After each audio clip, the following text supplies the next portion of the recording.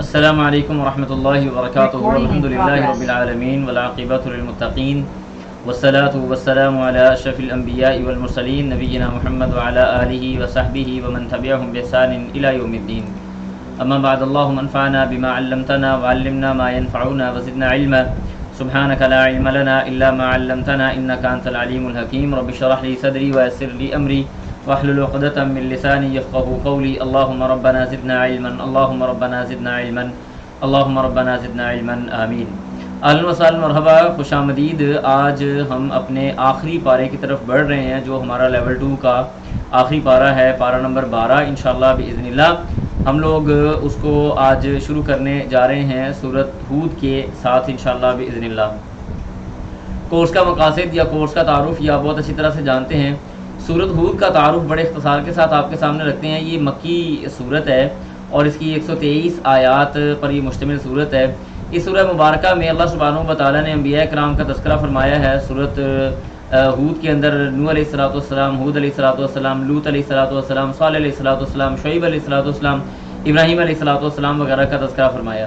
پھر اسی سورت کے اندر اس کی فضیلت کے حوالے سے ایک بات آتی ہے کہ آپ علیہ الصلوۃ والسلام کی داڑھی مبارک یا سر مبارک کے کچھ بال جو تھے وہ داڑھی مبارک کے کچھ بال سفید ہو گئے، تو صحابہ نے پوچھا، یعنی بکر صدیق کہتے ہیں کہ میں نے رسول اللہ سے پوچھا آپ تو بوڑھے ہو گئے۔ نبی علیہ السلام نے فرمایا مجھے سورۃ ہود اور اس کی جو بہنیں صورتیں ہیں جیسے سورۃ واقعہ، سورۃ مرسلات وغیرہ ہو گئے، انہوں نے بوڑھا کر دی ہے۔ یعنی اس کے اندر اللہ سبحانہ و تعالیٰ نے اپنے عذاب کی سختیوں کا تذکرہ اور پہلی اقوام کا تذکرہ اس انداز سے فرمایا ہے کہ یعنی میں سوچنے کی وجہ سے ایک طرح سے تھوڑا سا اپنے اوپر بوجھ محسوس کر رہا ہوں اور میں بوڑھا دکھنا ہو گیا ہوں۔ تو اس میں اللہ سبحانہ و تعالیٰ نے ان چیزوں کا تذکرہ فرمایا ہے۔ اسی طرح سے گزشتہ اقوام کے واقعات بھی اللہ تعالیٰ نے نقل فرمائے ہیں۔ احوال قیامت کا ذکر کر کے مسلمانوں کو متنبہ کیا گیا ہے کہ اس دن کے لیے زاد راہ وہ اپنے پاس جمع فرما لیں۔ تو سورۃ ہود کا ہم باقاعدہ آغاز کرتے ہیں۔ اعوذ باللہ من الشیطان الرجیم، بسم اللہ الرحمن الرحیم۔ قال اللہ تبارک و تعالی فی محکم تنزیلی الف لام را کتاب احکمت آیاتہ ثم فصلت من لدن حکیم خبیر۔ اللہ فرماتے ہیں الف لام را۔ الف لام را کا مطلب آپ کو پتہ ہے، یہ حروف مقطعات ہیں، یعنی ایک ایک کر کے پڑھے جانے والے حروف، اور ان کا معنی اللہ سبحانہ و تعالی جانتا ہے کہ واللہ اعلم بمرادہ۔ اللہ فرماتے ہیں کتاب، یہ کتاب احکمت محکم بیان کی گئی ہیں، آیاتہ اس کی آیات، ثم پھر فصلت تفصیل کی گئی، من لدن طرف سے، حکیم خبیر حکمت والے اور خبر رکھنے والے کی طرف سے۔ یہ یاد رکھیں جو لدا اور لدن وغیرہ ہوتا ہے نا، یہ عربی زبان کے اندر طرف کے معنی میں استعمال ہوتا ہے۔ اللہ فرماتے ہیں کہ یہ محکم آیات کتاب، یہ کتاب ہے جس کے اندر محکم آیات بیان کی گئی ہیں اور پھر ان کی تفصیل بیان کی گئی ہے۔ آپ کو یاد ہوگا سورہ آل عمران کے اندر اللہ سبحانہ و تعالیٰ نے فرمایا محکم اور متشابہ کے حوالے سے، یاد رکھیں محکم آیتوں کو اگر ہم المحکم والمتشابہ، علوم القرآن کے اندر باقاعدہ ایک پورا ٹاپک ہے جس کو ڈسکس کیا جاتا ہے کہ مل فرق بین المحکم والمتشابہ، محکم اور متشابہ کے درمیان میں کیا فرق ہے، اور جب محکم کہا جائے تو اس سے مراد کون سی آیات ہوتی ہیں، اور جب متشابہ کہا جائے تو کون سی ہوتی ہیں۔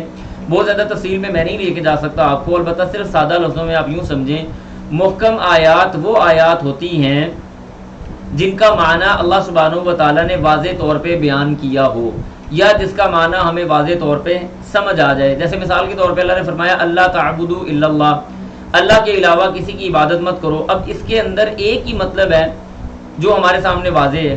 اللہ نے فرمایا لا یسخر قوم من قوم عسى ان، ٹھیک ہے جی، کوئی قوم دوسری قوم کا مذاق نہ اڑائے، ایک ہی مطلب ہے۔ اللہ نے فرمایا ولا تقربوا مال الیتیم، یتیم کے مال کے پاس مت جاؤ، ایک ہی مطلب ہے۔ ولا تقربوا الزنا، زنا کے قریب بھی مت جاؤ، ایک ہی مطلب ہے۔ اس طرح سے وہ آیات جو ہمیں واضح طور پہ فوری طور پہ اپنا معنی یا مراد دے دیتی ہیں ان کو محکمات کہا جاتا ہے۔ متشابہ سے مراد وہ آیات ہیں جیسے الف لام را ہو گیا، اب ہمیں نہیں پتہ اس کا مطلب کیا ہے، یا متشابہ سے مراد یہ ہے کہ ایسی آیات جن کے اندر سے ایک سے زیادہ معنی نکل سکتے ہیں، تو اس کا صحیح معنی کیا ہوگا، کس طرح سے ہوگا، یا ان کا یعنی معنی لیتے ہوئے ہمیں کن چیزوں کا خیال رکھنا پڑے گا، یہ ایک الگ مستقل بحث ہے۔ تو یہ فرق ہے چھوٹا سا محکم اور متشابہ جو مبتدی یعنی ابتدائی طالب علم کو ہم بتا سکتے ہیں۔ آگے کیا فرمایا؟ فرمایا اللہ تعبدو کہ تم نہ عبادت کرو الا اللہ سوائے اللہ تعالیٰ کے، اللہ سبحانہ و تعالیٰ کے علاوہ کسی کی عبادت مت کرو، اننی بے شک میں لکم تمہارے لیے منہ اس کی طرف سے نذیر ڈرانے والا ہوں و بشیر اور خوشخبری دینے والا ہوں۔ یاد رکھیں رسول اللہ صلی اللہ علیہ وسلم صرف اور صرف ڈرانے کے لیے نہیں آئے تھے بلکہ خوشخبریاں بانٹنے کے لیے اور خوشخبریاں دینے کے لیے بھی آئے تھے۔ پھر اسی طرح فرمایا وَأَنِ اسْتَغْفِرُوا وَأَنْ اور یہ کہ استغفروا تم استغفار کرو ربکم اپنے رب کی طرف، ثم پھر توبوا تم رجوع کرو الیہ اس کی طرف، تم اللہ کے لیے استغفار کرو، اللہ کی طرف استغفار کرو، ثم توبوا پھر رجوع کرو الیہ اس کی طرف۔ اس کا فائدہ کیا ہوگا؟ یمتعکم وہ تم کو فائدہ دے گا، متاعا حسنا بہترین فائدہ، الی اجل مسمی ایک مقررہ وقت تک، ویؤتی اور وہ دیتا ہے کل ذی فضل ہر فضل والے کو فضلہ اس کا فضل۔ دیکھیں استغفار کے یہاں پہ فائدے بتائے جا رہے ہیں کہ اگر کوئی آدمی اللہ سے استغفار کرتا ہے پھر اللہ کی طرف رجوع کرتا ہے تو اللہ سبحانہ و تعالیٰ اس کو فائدہ دیتے ہیں۔ فائدہ کس طرح سے؟ جیسے آپ نے سورۃ نوح میں انشاءاللہ ہم جا کے آگے پڑھیں گے کہ نوح علیہ السلام نے کیا کہا تھا؟ فَقُلْتُ اسْتَغْفِرُوا رَبَّكُمْ إِنَّهُ كَانَ غَفَّارًا يُرْسِلِ السَّمَاءَ عَلَيْكُمْ مِدْرَارًا وَيُمْدِدْكُمْ بِأَمْوَالٍ وَبَنِينَ وَيَجْعَلْ لَكُمْ جَنَّاتٍ وَيَجْعَلْ لَكُمْ أَنْهَارًا وَمَا لَكُمْ لَا تَرْجُونَ لِلَّهِ وَقَارًا۔ یعنی یہ توبہ کے فوائد بیان ہو رہے ہیں۔ اسی طرح سے توبہ کا ایک فائدہ نبی علیہ الصلوۃ والسلام کی ایک حدیث ہے مسند احمد کے اندر، آپ علیہ الصلوۃ والسلام نے فرمایا کہ من لازم الاستغفار جعل اللہ من کل ہم فرجا ومن کل ضیق مخرجا ویرزقہ من حیث لا یحتسب، کہ جو بندہ استغفار کو لازم پکڑ لیتا ہے اللہ سبحانہ و تعالی اس آدمی کو 3 فائدے فوراً دیتا ہے۔ سب سے پہلا فائدہ اللہ سبحانہ و تعالیٰ کیا دیتے ہیں؟ فرمایا اس آدمی کو اللہ تعالیٰ فائدہ یہ دیتے ہیں جعل اللہ من کل ہم فرجا، اس کے ہر غم کو اللہ خوشی میں بدل دیتا ہے، ومن کل ضیق مخرجا، اگر وہ آدمی کسی جگہ پہ پھنسا ہوا ہو تو اللہ تعالیٰ اس کے نکلنے کے راستے نکال دیتے ہیں، ویرزقہ من حیث لا یحتسب، اور آدمی اللہ سبحانہ و تعالیٰ کی طرف سے ایسی جگہ سے رزق پاتا ہے جہاں سے اس کو گمان ہی نہ ہو۔ تو کثرت سے استغفار کے یہاں پہ فائدے بیان کر رہے ہیں۔ اس کے بعد آگے اللہ کہتے ہیں وَإِن تَوَلَّوْا، اچھا اگر تم پھر گئے، فَإِنِّي تو بے شک میں اخاف ڈرتا ہوں علیکم تم پر عذاب یوم کبیر بڑے دن کے عذاب سے، بڑے دن کے عذاب کے حوالے سے میں تمہارے بارے میں خوف زدہ ہوں کہ اللہ کی طرف سے کوئی بڑے دن کا عذاب تمہارے اوپر، یعنی قیامت کے دن تمہیں بڑے عذاب کے اندر اللہ تعالیٰ مبتلا کر دے گا۔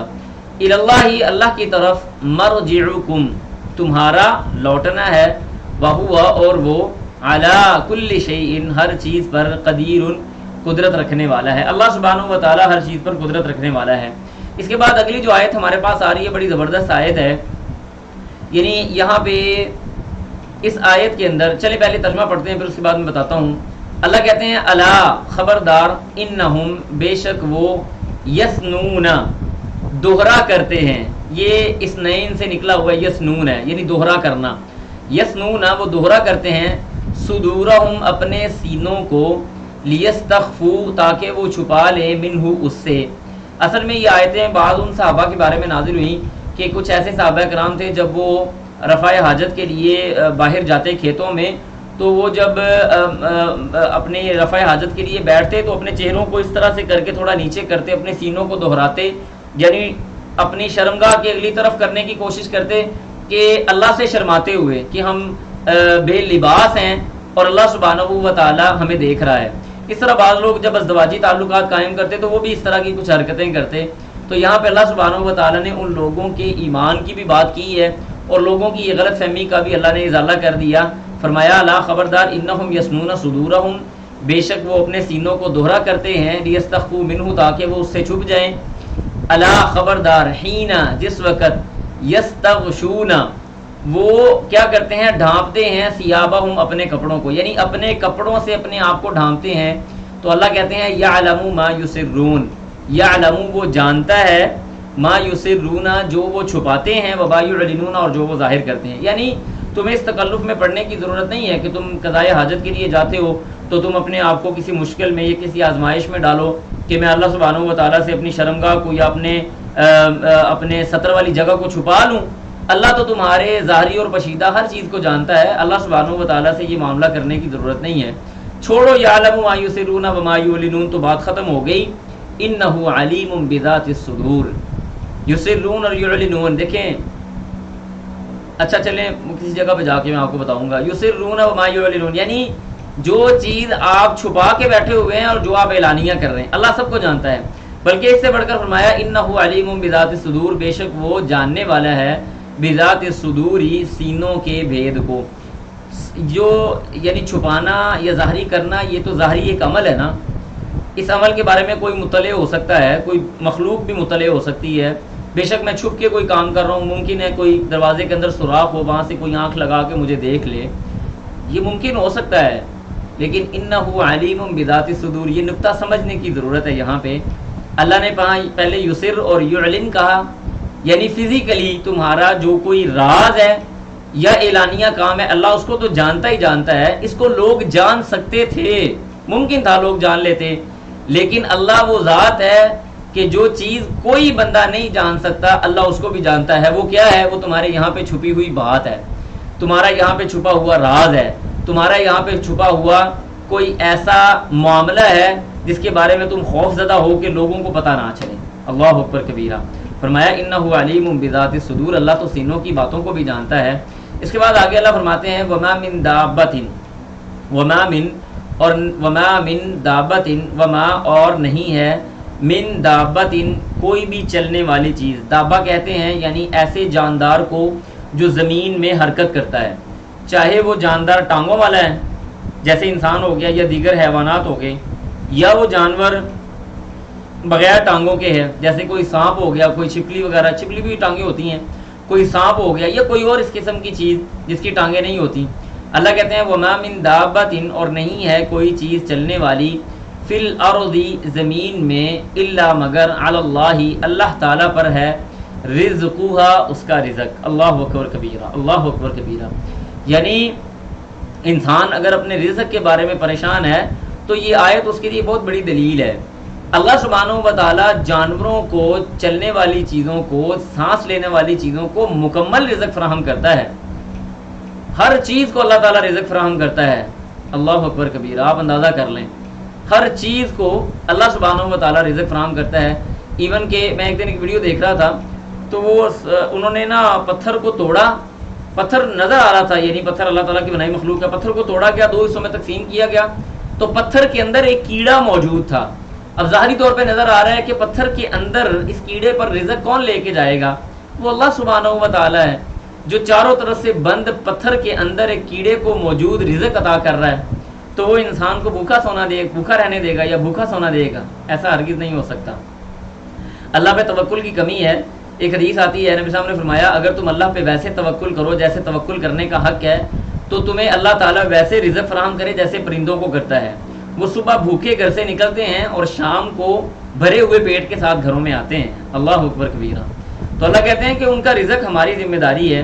وَيَعْلَمُ اور وہ جانتا ہے مستقرها اس کے رہنے کی جگہ، استقرار کی جگہ، یعنی دنیا کے اندر انسان کا گھر کیا ہوگا، وہ کہاں پہ رہے گا، پاکستان میں کتنی دیر رہے گا، سعودی عربیہ کے اندر کتنی دیر رہے گا، پھر اسے وہاں ہجرت کر کے کویت چلا جائے گا، وہاں پہ کتنی دیر رہے گا، پھر وہ انگلینڈ چلا جائے گا، وہاں پہ کتنی دیر رہے گا. مستقرها زمین میں اس کے رہنے کی جگہ کو اللہ جانتا ہے. ومستودعها اور اس کے جمع ہو جانے کی جگہ. مستودع یعنی سونپے جانے کی جگہ. سونپے جانے کا مطلب مستودع عربی زبان کے اندر یہ جو ہوتا ہے نا اللہ کا برکت، گودام کو بھی کہا جاتا ہے، یعنی جہاں پہ چیزیں سٹور کی جاتی ہیں. انسان کے مرنے کے بعد اس کا سٹور روم کیا ہوگا اللہ اس کو جانتا ہے کہ انسان کہاں پہ زندگی گزارے گا، کس جگہ پہ مرے گا اور کہاں پہ اس کی اگلی زندگی یعنی عالم برزخ شروع ہوگا. جیسے وہ آپ نے دیکھا وہ ٹائٹن میں بیٹھ کے آپ دوست کے اندر ٹائٹن کو دیکھنے جانے والے لوگ تھے. اللہ فرماتے ہیں وَمُسْتَوْدَعَهَا ہم ان کے مرنے کے ٹھکانے کے بعد وہ کہاں پہ رہیں گے اس کو بڑی اچھی طرح سے جانتے ہیں.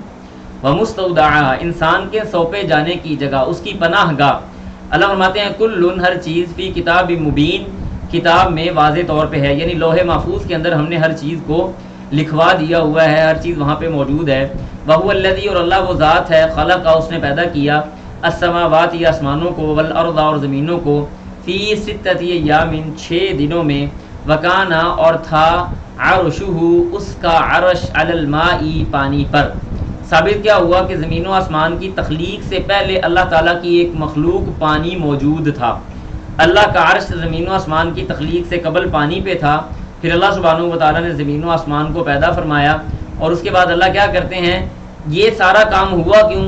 لیبلوکم تاکہ وہ تم کو آزمائے، ایکم کون ہے تم میں سے احسن عملا سب سے اچھے عمل کرنے والا۔ ٹھیک ہے جی، سب سے اچھے عمل کرنے والا۔ جیسے حدیث میں آتا ہے کہ نبی صلی اللہ علیہ وسلم نے فرمایا اللہ سبحانہ و تعالیٰ نے زمین و آسمان کی تخلیق سے 50,000 سال پہلے قلم کو پیدا کیا اور کہا اکتب۔ قلم نے کہا ماذا اکتب، اللہ میں کیا لکھ دوں؟ اللہ سبحانہ و تعالیٰ نے فرمایا قیامت تک ہونے والی جو بھی چیز ہے اس ساری کی ساری چیز کو لکھ دے۔ ساری کی ساری چیز لکھوا دی گئی، یہ اللہ کی کتابت تھی اور لوح محفوظ کے اندر محفوظ فرما دی گئی۔ مقصد کیا تھا؟ لیبلوکم ایکم احسن عملا۔ پھر اس کے بعد جیسے ہم پیچھے سورہ یونس میں پڑھ کے آئے ہیں کہ زمین و آسمان کی تخلیق کے بعد اللہ سبحانہ و تعالیٰ اپنے عرش پہ مستوی ہو گئے، اپنے عرش پہ بلند و بالا ہو گئے، اپنی شان کے مطابق، اپنے جلال کے مطابق۔ پھر آگے اللہ کہتے ہیں والا ان اور اگر قلتا آپ کہیں انکم بے شک تم لوگ مبعوثون اٹھائے جاؤ گے من بعد الموت مرنے کے بعد لا یقولن البتہ وہ ضرور بضرور کہیں گے الذین وہ لوگ کفروا جنہوں نے کفر کیا ان ھذا نہیں ہے یہ الا مگر سحر مبین واضح جادو، یہ تو بڑا واضح جادو ہے، یہ کیسے ہو سکتا ہے کہ مرنے کے بعد دوبارہ اٹھائے جائیں؟ تو اللہ کہتے ہیں تم اگر ان کو یہ بات کہو گے نا کہ تم مرنے کے بعد دوبارہ اٹھائے جاؤ گے تو یہ سمجھیں گے کہ یہ جادو ہے۔ اس کی وجہ کیا ہے؟ کیونکہ ان کو یہ لگتا ہے ہم سے پہلے جتنے بھی لوگ تھے وہ آئے، وہ دنیا میں رہے، مر کے مٹی ہو گئے، دوبارہ اٹھائے تو نہیں گئے، ہم نے تو نہیں دیکھے کہ وہ اٹھیں، تو لہٰذا مر کے مٹی ہو جانا ہے۔ ایون آج کی جدید سوچ یا فکر رکھنے والے لوگ بھی اس غلط فہمی کا شکار ہیں کہ مرنے کے بعد ہم لوگ دوبارہ نہیں اٹھائے جائیں گے۔ اگر مرنے کے بعد دوبارہ نہ اٹھائے جانے کو مان لیا جائے تو یاد رکھیں زندگی اور اس زندگی کا مقصد فوت ہو جاتا ہے۔ اس زندگی کا مقصد کیا تھا کہ انا ہدیناہ السبیل اما شاکرا و اما کفورا قد تبین الرشد من الغی۔ اس زندگی کا مقصد یہ تھا دیکھا جائے، تمہیں آزمایا جائے، اچھے عمل کو دیکھا جائے، اچھے اور برے کو دیکھا جائے، کوئی نہ کوئی ایسا دن ہو کہ جب مظلوم کو اس کا بدلہ دیا جائے اور ظالم کو اس کی سزا دی جائے۔ اللہ نے لاجیکلی یہ بات پروو کی ہے، تو لہٰذا ہم نے مرنے کے بعد دوبارہ جی اٹھنا ہے۔ اس کے بعد آگے اللہ کہتے ہیں والا ان اور اگر اخرنا ہم مؤخر کر دیں عنہم ان سے العذاب عذاب کو الی امت معدودہ ایک تھوڑے سے مقررہ وقت تک، یعنی کچھ دیر کے لیے اگر ہم ان سے عذاب کو دور کر دیں یا مؤخر کر دیں لا یقولن البتہ ضرور بضرور کہیں گے ما یحبسہ اس کو کس چیز نے روکا ہے، یعنی اس حبس ہم کہتے ہیں نا عربی زبان اردو کے اندر ہم ایک لفظ استعمال کرتے ہیں حبس بیجا کا نشانہ بنایا۔ حبس کا مطلب ہوتا ہے روک لینا۔ تو اللہ کہتے ہیں یہ جو ہوا میں ہم کہتے ہیں نا گرمی آج بڑا حبس کا موسم ہے، حبس کا موسم کیا ہے؟ ہوا بند ہو چکی ہے، ہوا رکی ہوئی ہے، تو وہاں سے حبس نکلا ہوا ہے۔ تو وہ کہیں گے ما یحبسہ اس عذاب کو کس نے روکا ہے؟ الا خبردار اللہ کہتے ہیں یوم جس دن یاتیہم وہ آئے گا لیسا نہیں ہوگا وہ مصروفاً پھرنے والا، وہ ان سے پھرنے والا نہیں ہوگا عنہم ان سے وحاقا اور وہ گھیر لے گا بہم ان کے ساتھ ما کانو جو وہ تھے بھی اس کے ساتھ یستہزئون مذاق کرتے، یعنی جس چیز کے ساتھ یہ مذاق ہے نا کہ انسان کہے کہ اللہ کا عذاب آ جائے جی ہم تو تیار بیٹھے ہوئے ہیں، اور اس کے بعد کہا لگا کے ہنسے کہ کوئی نہیں اللہ کا عذاب کوئی نہیں آنے والا، کس نے اس کو روکا ہوا ہے؟ آ جائے بھائی۔ تو اللہ کہتے ہیں جب وہ عذاب آ گیا نا تو اس نے آ کے ان کو گھیر لینا ہے، پھر اس نے واپس بھی نہیں ہونا، اس نے پھیرے بھی نہیں جانا، اور ان کے یہ مذاق ان کو خود بخود نظر آ جائے گا جو وہ مذاق اڑا رہے ہیں۔ اس کے بعد آگے اللہ کہتے ہیں وَلَئِنْ أَذَقْنَا الْإِنسَانَ وَلَئِنْ اور اگر اذقنا ہم چکھائیں الانسان انسان کو منا اپنی طرف سے رحمتاً کوئی رحمت ثم پھر نزعناها ہم اس کو روک لیں منہ اس سے، یعنی اپنی رحمت اللہ تعالیٰ انسان کو چکھائے اس کو عطا کرے اور پھر اللہ تعالیٰ اپنی اس رحمت کو اس کی نعمت کو روک لے انہ بے شک وہ لیئوس البتہ مایوس ہو جاتے ہیں کفور اور ناشکری کرنے والے ہو جاتے ہیں۔ دیکھیں اللہ تعالیٰ نے نا یہاں پہ ان دو آیات کے اندر انسان کی حقیقت کو بیان کیا ہے، اس کی کنڈیشن کو بیان کیا ہے۔ جیسے ایک دوسری آیت میں بھی اللہ نے فرمایا نا وَإِذَا مَسَّ الْإِنسَانَ وَإِذَا مَسَّهُ الشَّرُّ جَزُوعًا وَإِذَا مَسَّهُ الْخَيْرُ مَنُوعًا، کہ انسان کو جب وَإِذَا مَسَّهُ الشَّرُّ جَزُوعًا، جب اس کو کوئی تکلیف آتی ہے تو ایڑیاں رگڑنا شروع کر دیتا ہے، جزا و فضا کرنا شروع کرتا ہے، منہ پہ تھپڑ مارنے شروع کر دیتا ہے، ناشکری کے کلمات کرنے شروع کر دیتا ہے۔ وَإِذَا مَسَّهُ الْخَيْرُ مَنُوعًا، اللہ کہتے ہیں جب اس کو کوئی خیر آتی ہے تو بجائے اللہ کا شکر ادا کرنے کے اللہ کا ناشکرا انسان بن کے زمین میں فساد فی الارض کرنے لگ جاتا ہے۔ تو اللہ نے انسان کی یہ دو حالتیں بیان کی ہیں۔ اس کے بعد آگے یہ پہلی حالت بیان ہوئی، دوسری حالت اللہ کہتے ہیں وَلَئِنْ، اور اگر أَذَقْنَاهُ، ہم چکھائیں ان کو نعماء، اپنی نعمت، بعد ضراء، تکلیف کے بعد، مَسَّتْهُ، جو ان کو پہنچی تھی، لَيَقُولَنَّ، البتہ ضرور بضرور کہیں گے، ذَهَبَ، چلی گئی، السیئات، تکلیف، عنی، ہم سے۔ جب کوئی تکلیف ہم اس کو پہنچا کے تکلیف کو دور کرتے ہیں نا تو بجائے اللہ کا شکر ادا کرنے کے کہتے ہیں ہم سے تکلیف دور ہو گئی، او بھائی جان میں نے بڑے اچھے ڈاکٹر کے پاس گیا تھا، اس سے دوائی لی تھی، اب الحمدللہ، یعنی الحمدللہ تو خیر نہیں کہنا، اب میں ٹھیک ہوں، یہ دوائی نے بڑا زبردست اثر کیا ہے۔ اللہ سبحانہ و تعالیٰ کا کوئی کردار نہیں۔ بزنس میں انویسٹمنٹ کی تھی، مال آ گیا، پہلے لاس ہوا، اس کے بعد ڈبل پروفٹ ہو گیا، او بھائی جان بڑی اچھی اسٹریٹجی استعمال کی تھی میں نے بزنس کے لیے بڑی اچھی کاؤنسلنگ کروائی تھی، اس کے بعد میں فائدے میں آیا ہوں۔ اللہ سبحانہ و تعالیٰ کو کریڈٹ نہیں دینا۔ پھر اس کے بعد اللہ کہتے ہیں انہو، بے شک وہ، لفریح، البتہ خوش ہوتے ہیں، فخور، اور فخر کرتے ہیں۔ فخر کس بات پہ؟ اپنی پلاننگ کے اوپر۔ فخر کس بات پہ؟ اپنی ٹائم مینجمنٹ کے اوپر۔ فخر کس بات پہ؟ کہ میں نے بہتر چیز اختیار کی تھی، اس وجہ سے مجھے یہ فائدہ ملا اور مجھ سے یہ تکلیف دور ہو گئی۔ حقیقت کیا ہے؟ اللہ سبحانہ و تعالیٰ تکلیف کو دور بھی کرنے والا ہے اور اللہ سبحانہ و تعالیٰ انسان کو فائدہ دینے والی ذات ہے۔ اس کے مقابلے میں اللہ کہتے ہیں ہاں جی خوش ہوتے ہیں، لفارین خوش ہوتے ہیں، فخور فخر کرتے ہیں۔ اللہ کہتے ہیں الا الذین، بے شک، الا مگر، الذین وہ لوگ، صبروا، ان کے مقابلے میں مومنوں کا کیا حال ہوتا ہے؟ الا الذین، مگر وہ لوگ، صبروا، جنہوں نے صبر کیا۔ صبر کس بات پہ؟ اگر اللہ نے نعمتیں دی ہیں تو اسراف کرنے پہ صبر کیا، اسراف نہیں کیا، صبر کیا۔ اور اگر اللہ نے نعمتیں چھین لی ہیں تو شور شرابہ نہیں کیا، نہ شکری نہیں کی، الحمدللہ علی کل حال، قدر اللہ ما شاء فعل، یہ کہنے لگ گئے الا الذین، مگر وہ لوگ، صبروا، جنہوں نے صبر کیا، وعملوا، اور انہوں نے عمل کیے، الصالحات، اچھے عمل۔ اللہ کہتے ہیں اولئک، یہی تو وہ لوگ ہیں، لہم، ان کے لیے ہے، مغفرت، مغفرت، واجر کبیر، اور اللہ کی طرف سے بہت بڑا اجر۔ ٹھیک ہے جی، تو مومن کا معاملہ بڑا عجیب ہے۔ نبی علیہ الصلوۃ والسلام نے فرمایا عجبا لامر المؤمن اذا اصابته سراء شکر فهو خیر له، اگر اس کو خیر ملتی ہے تو وہ شکر کرتا ہے، اس کے لیے بہتر ہے۔ وان اصابته ضراء صبر، اگر اس کو تکلیف آتی ہے تو صبر کرتا ہے، فهو خیر له، وہ بھی اس کے لیے بہتر ہے۔ الصابر فی الجنہ والشاکر فی الجنہ، صبر کرنے والا بھی جنتی ہے، شکر کرنے والا بھی جنتی ہے۔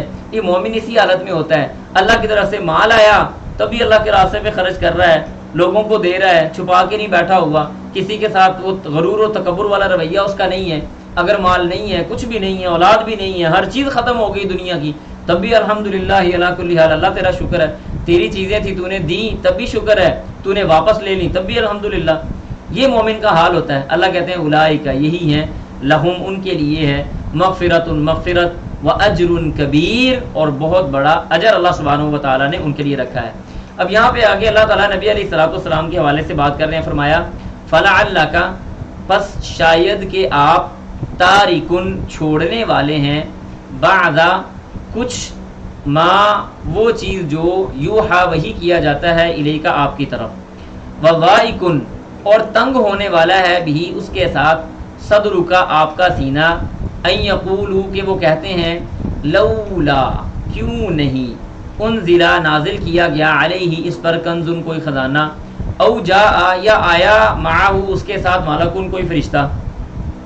اصل میں ہوا اس طرح کہ نبی علیہ الرحمہ، نبی علیہ الصلوۃ والسلام، یعنی حریص علیکم بالمؤمنین رؤوف الرحیم تھے، اور اللہ کے رسول بڑی نرم طبیعت کے تھے۔ نبی علیہ الصلوۃ والسلام کوئی ان کے معبودوں کو گالیاں تو نہیں دیتے تھے نا، اللہ کے رسول تو ان کو اللہ کی وحی پڑھ کے سناتے تھے، اس کے باوجود وہ کہتے تھے تمہارے اوپر خزانہ کیوں نہیں نازل ہوا، تمہارے اوپر فرشتے کیوں نہیں آئے۔ اللہ کے رسول صلی اللہ علیہ وسلم یعنی یہ بات سے تھوڑا سا سینہ تنگ ہوا، یعنی پریشانی پیدا ہوگی نا، فطرتی عمل ہے کہ میں تو نہ ان سے پیسے مانگ رہا ہوں، نہ جناب میں ان کے معبودوں کو گالیاں دے رہا ہوں، نہ میں نے ان کے ساتھ کبھی کوئی برائی والا رویہ اختیار کیا ہے، نہ میں نے کبھی ان کو گالیاں دی ہیں، میں تو صرف اللہ کی وحی پڑھ کے سناتا ہوں، اور اللہ کی وحی کیا ہے کہ ان بتوں کی عبادت چھوڑ دو، یہ اتنی سی بات پہ لڑنا شروع کر دیتے ہیں، جھگڑا کرنا شروع کر دیتے ہیں، تو میں ان کو یہ آیتیں کیوں پڑھ کے سنا رہا ہوں؟ اللہ تعالیٰ نے وحی نازل فرمائی، اپنے سینے کو تنگ کرنے کی ضرورت نہیں ہے، آپ کے اوپر انما انت نذیر، آپ تو صرف اور صرف ڈرانے والے بنا کے بھیجے گئے، یعنی مشرکین مکہ کے لیے۔ واللہ، اور اللہ سبحانہ و تعالیٰ علی کل شیء وکیل، ہر چیز پر کارساز ہے۔ محمد الرسول اللہ صلی اللہ علیہ وسلم، آپ کو اپنا سینہ تنگ کرنے کی ضرورت نہیں ہے، ہماری وحی جو آپ کے پاس آتی ہے آپ ان کو پڑھ کے سنا دیں، مانتے ہیں تو مانیں، نہیں مانتے تو نہ مانیں، آپ کو پریشان ہونے کی ضرورت نہیں ہے، نہ اپنے آپ کو کسی پریشانی میں ڈالنے کی ضرورت ہے۔ اس کے بعد یہاں پہ اللہ سبحانہ و تعالیٰ نے قرآن مجید کا ایک اور تیسرا چیلنج یہاں پہ دے دیا، یعنی پہلا سورۃ بقرہ میں آیا، دوسرا سورہ یونس کے اندر آیا، اور تیسرا یہ والا ہمارے سامنے آ رہا ہے۔ اللہ فرماتے ہیں یا کہ یقولون، وہ کہتے ہیں، افتراہ، اس نے اس کو گھڑ لیا ہے، یعنی اس نے اس قرآن مجید کو گھڑ لیا ہے۔ قل، کہہ دیجئے، فأتو، لاؤ، بعشر سور، 10 صورتیں، مثلہ، اس کے مثل، مفتریات، گھڑی ہوئی، ودعو، اور پکارو یا دعوت دو، من استطعتم، جس کو تم طاقت رکھتے ہو، من دون اللہ، اللہ کے علاوہ، ان کنتم صادقین، اگر تم سچے ہو۔ یہ چیلنج پہلے ہو چکا ہے، لیکن یہاں پہ اللہ نے چیلنج کا ایک چھوٹا سا آگے جواب بھی دیا۔ پیچھے 2 مرتبہ چیلنج ہوا، لیکن اللہ تعالیٰ نے اس کا وہ جواب نہیں دیا، یہاں پہ اللہ تعالیٰ نے جواب دیا، فرمایا فَإِن لَمْ يَسْتَجِيبُوا، بس اگر وہ جواب نہ دیں، لکم، آپ کو، اگر وہ آپ کی اس دعوت کو قبول نہیں کرتے، یعنی وہ آپ کو جواب نہیں دیتے، نہ صورتیں۔ میں آپ کو مزے کی بات بتاؤں، آپ یہ مت سمجھیں کہ مشرکین مکہ جو تھے وہ انہوں نے کوشش نہیں کی تھی قرآن مجید لے کے آنے کی، ایسا ہرگز نہیں ہے، انہوں نے کوشش کی تھی۔ ابو جہل کیا تھا، صورتیں بنا کے لے کے آیا، الفیل وما الفیل وما ادراک ما الفیل، ہاں جی، لہو خرطوم واذن طویل، ٹھیک ہے جی، لہو اذنان وخرطومہ طویل، یعنی اس قسم کی انہوں نے باتیں بنانے کی کوشش کی تھی، لیکن قرآن کے مقابلے میں کیا لا سکتے تھے؟ اللہ نے یہاں پہ کہا فَإِن لَمْ يَسْتَجِيبُوا لَكُمْ، اگر وہ آپ کو جواب نہیں دیتے، فَعْلَمُوا، تو جان لیں، انما انزلہ، کہ وہ نازل کیا گیا ہے، بعلم اللہ، اللہ کے علم کے ساتھ، وَأَن لَا إِلَٰهَ إِلَّا هُوَ، اور یہ کہ اس کے علاوہ کوئی بھی الہ اور معبود نہیں ہے، فَهَلْ أَنْتُمْ مُسْلِمُونَ، تو کیا تم مسلمان ہو؟ کیا تم مسلمان ہوتے ہو؟ یعنی اللہ نے یہ جواب دیا، اور یقین کریں یہ ایسا چیلنج ہے جو 1400 سال 1450 سال گزرنے پر اپنی مستقل اور ٹھوس بنیادوں کے اوپر آج بھی ویسے ہی کھڑا ہے جیسے آج سے 1450 سال پہلے کھڑا تھا۔ کسی بھائی کے لال کے اندر اگر ہمت ہے تو قرآن مجید سے غلطیاں نکال کے دے دے، اگر کسی کے اندر بہت زیادہ ہمت ہے تو اس کو چاہیے کہ وہ جناب اللہ کا بھلا کرے، وہ اس جیسی کوئی کلام بنا کے لے آئے۔ کلام کہاں سے بنا کے لے آئیں گے؟ جن لوگوں کا فن تھا، جن لوگوں کا کام تھا، وہ لوگ نہیں لے کے آ سکے، اور تم لوگ کیسی باتیں کرتے ہو کہ تم یہ کلام بنا کے لے آؤ گے؟ یہ تمہاری بہت بڑی غلط فہمی ہے۔ اس کے بعد آگے اللہ فرماتے ہیں، یہاں پہ میں آپ کو ایک بات بتاؤں، اس آیت کے اندر میں ایک اشکال کا جواب ملتا ہے۔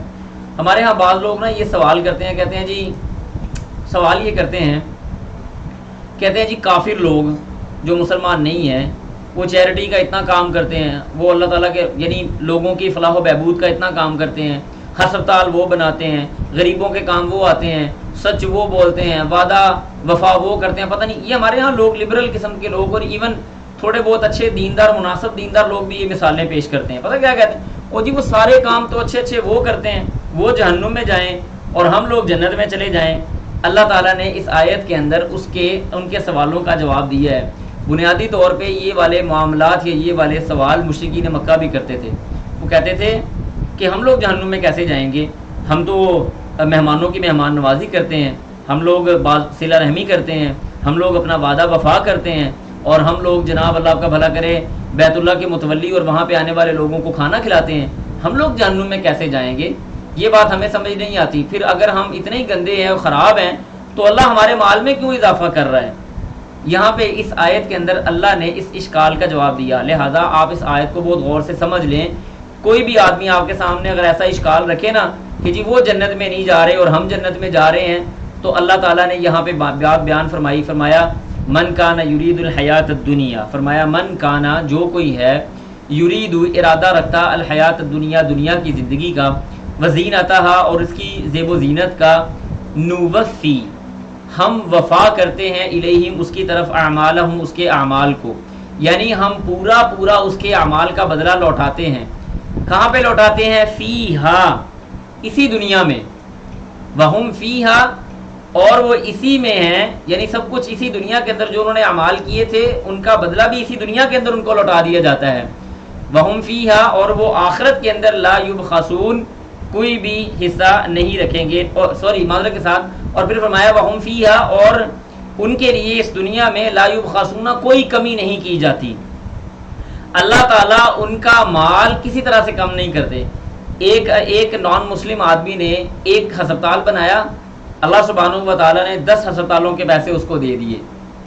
ایک آدمی نے $1000 اپنا اللہ کے راستے یعنی لوگوں کی فلاح و بہبود کے لیے خرچ کیا، اللہ نے نتیجے میں اس کو $50,000 یا $10,000 کا فائدہ دے دیا۔ اللہ کہتے ہیں وہ دنیا کا ارادہ رکھتے ہیں، ہم ان کو دنیا میں پورا بدلہ دیتے ہیں، دنیا میں ایک پائی ان کی کم نہیں کی جاتی۔ ان اللہ لا یظلم الناس شیئا ولکن الناس انفسهم یظلمون۔ اللہ فرماتے ہیں من کان یرید حرث الدنیا نؤتیہ منها وما له فی الاخرۃ من نصیب، جو آدمی دنیا کی زندگی کا ارادہ کرتا ہے ہم اس کو دنیا کی زندگی دیتے ہیں، وما له فی الاخرۃ من نصیب اور آخرت کے اندر ان کا کوئی بھی حصہ نہیں ہوگا انشاءاللہ۔ اس کے بعد اللہ کہتے ہیں اولئک یہی ہیں الذین وہ لوگ لیسا نہیں ہے لہم ان کے لیے، کیا نہیں ہے ان کے لیے، فی الاخرۃ آخرت میں الا النار سوائے آگ کے، ان کے لیے آخرت میں صرف اور صرف آگ ہوگی، وحبط اور برباد ہو گئے ما صنعوا جو انہوں نے عمل کیے، فیہا اس دنیا میں، وباطل اور باطل ہو گئے ما کانوا یعملون جو وہ عمل کرتے تھے، جو انہوں نے عمل کیے نا ان کا ہم نے ان کو فائدہ دے دیا۔ اور اخروی فائدے کے لیے سب سے پہلی چیز اور سب سے بنیادی شرط کیا تھی؟ وہ تھی اللہ تعبدوا الا اللہ، کہ تم اللہ کی عبادت کرو سوائے اللہ کے کسی اور کی عبادت نہ کرو۔ کلمہ توحید کا اقرار، عقیدہ توحید کو ماننا، سب سے پہلی چیز کیا تھی؟ عقیدہ توحید کا اقرار۔ جب تم نے وہ نہیں کیا تو تمہارے باقی اعمال کا فائدہ ہم نے تمہیں دنیا میں دے دیا۔ تم نے دنیا میں ہمارے لوگوں پہ خرچ کیا، ہماری مخلوق پہ خرچ کیا، ہم نے تمہیں اپنی مخلوق پہ خرچ کرنے کا بدلہ دنیا میں دے دیا۔ آخرت میں تمہارا میرا تعلق کیا تھا؟ قولوا لا الہ الا اللہ تفلحوا، لا الہ الا اللہ کہہ دو تم فلاح پا جاؤ گے، لہذا تم نے وہ نہیں کہا اور آخرت کا معاملہ ختم، کیونکہ وہ لا الہ الا اللہ کے ساتھ اور کلمہ توحید کے ساتھ، عقیدہ توحید کے ساتھ معلق تھا۔ اب یہاں پہ یہ بات بھی یاد رکھیں کہ اس سے مراد صرف نان مسلم نہیں ہے، بلکہ ایون اگر کوئی مسلمان بھی صرف دنیا کی زندگی کا ارادہ رکھتا ہے، صرف دنیا کی زندگی کو چاہتا ہے، تو اللہ سبحانہ و تعالیٰ اس کو صرف دنیا کی زندگی دے دیتے ہیں۔ آخرت میں ایسے مسلمان کا بھی کوئی حصہ نہیں ہے، یہ بات بھی ذہن سے نکال دے۔ اگر کوئی مسلمان اس دھوکے میں پڑا ہوا ہے کہ وہ صرف لا الہ الا اللہ کہہ کے بغیر کسی عمل کے جنت میں چلا جائے گا، بغیر اللہ کی رحمت کے جنت میں چلا جائے گا، تو یہ اس کو غلط فہمی دور کر لینی چاہیے۔ اس کے بعد آگے اللہ فرماتے ہیں افمن کانا، کیا جو کوئی ہے، علی بینۃ واضح دلیل پر، من ربہ اپنے رب کی طرف سے، ویتلوہ اور وہ تلاوت کرتا ہے اس کو، شاہد ایک گواہ، منہ اس کی طرف سے، ومن قبلہ اور اس سے پہلے، کتاب موسیٰ علیہ السلام کی کتاب، اماماً وہ پیشوا ہے، ورحمتاً اور رحمت ہے۔ یہاں پہ اس میں مراد یہ ہے کہ اللہ سبحانہ و تعالیٰ نے انسان کی فطرت کے اندر اپنی ذات کا تعارف رکھا ہوا ہے۔ اللہ نے وہ آیت میثاق، وہ عہد میثاق جس میں اللہ نے کہا تھا الست بربکم، وہ اللہ نے واضح طور پہ انسان کی فطرت میں رکھا ہے۔ پھر دوبارہ حجت قائم کرنے کے لیے ویتلوہ شاہد، ایک اور گواہ جو تلاوت کرنے والا ہے وہ انسان کے لیے بھیجا، وہ اللہ کے رسول کے طور پہ بھیجا۔ کیوں؟ کہ لوگوں کے اوپر حجت قائم ہو جائے کہ اللہ سبحانہ و تعالیٰ کی طرف سے تم یہ وعدہ کر کے آئے ہو، اور موسیٰ علیہ السلام کی کتاب جو ہے وہ اس سے پہلے موجود ہے اور وہ رحمت بھی ہے۔ اللہ کہتے ہیں اولئک یہی ہیں وہ لوگ، یؤمنون وہ ایمان لاتے ہیں، بھی اس کے ساتھ، ومن یکفر اور جس نے کفر کیا، بھی اس کا، من الاحزاب گروہوں میں سے، فالنار تو پس آگ، موعدہ ان کے وعدے کی جگہ ہے، ان کی جو پرومسڈ لینڈ ہے اللہ کے ہاں وہ آگ ہے، اگر انہوں نے اللہ کا انکار کر دیا۔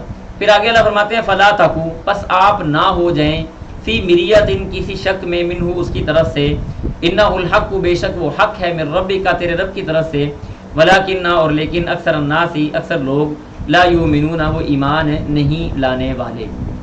اللہ کی طرف سے وہ حق ہے اور وہ اللہ کی طرف سے رحمت ہے اور اللہ کی طرف سے واضح ہے, ہمیں کسی شک میں نہیں جانا چاہیے, لیکن اکثر لوگ اس پہ ایمان نہیں لاتے. اس کے بعد اللہ کہتے ہیں ومن اظلم اور کون بڑا ظالم ہے ممن اس سے افترا جس نے باندھا علی اللہ اللہ تعالیٰ پر کذبا جھوٹ, جس آدمی نے اللہ پہ جھوٹ باندھا. اب اللہ پہ جھوٹ باندھنے سے مراد مختلف چیزیں ہیں. نمبر ایک یہ کہ انسان کہے کہ اللہ سبحانہ و تعالیٰ کا کوئی وجود نہیں ہے, یہ بھی اللہ پہ جھوٹ باندھنا ہے. یا انسان کہے کہ اللہ سبحانہ و تعالیٰ نے یہ چیز حلال کی ہے اور یہ چیز حرام کی ہے, جبکہ وہ حرام حلال ہو اور حلال حرام ہو.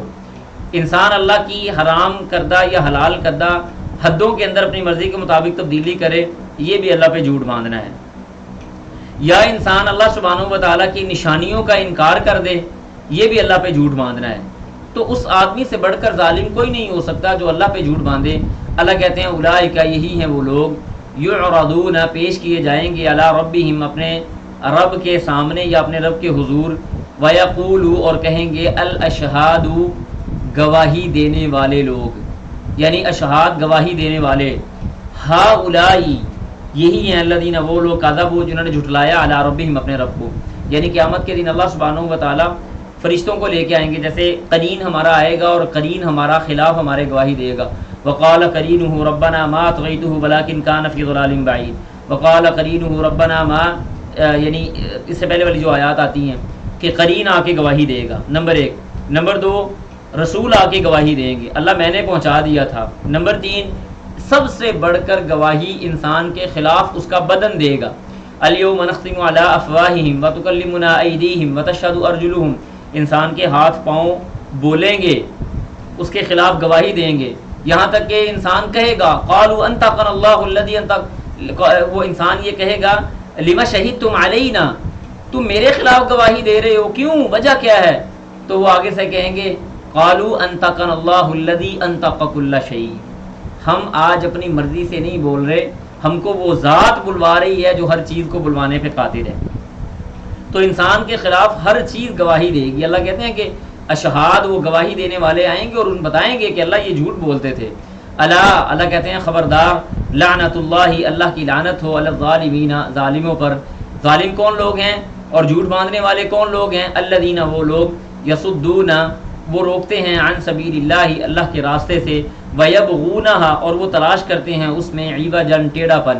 یعنی یاد رکھیں اگر آج کے دور میں کوئی مذہبی اسکالر یا مذہبی اسکالرشپ کا یا مذہبی علم و فنون کا لبادہ اوڑھ کے مسلمانوں کو گمراہ کرنے کی کوشش کرتا ہے, یا مولویت کو یا اسلام پسندوں کو یا علماء کے اوپر تنقید کرتا ہے, تو اس کا مطلب یہ ہے کہ وہ پس پردہ یصدون عن سبیل اللہ.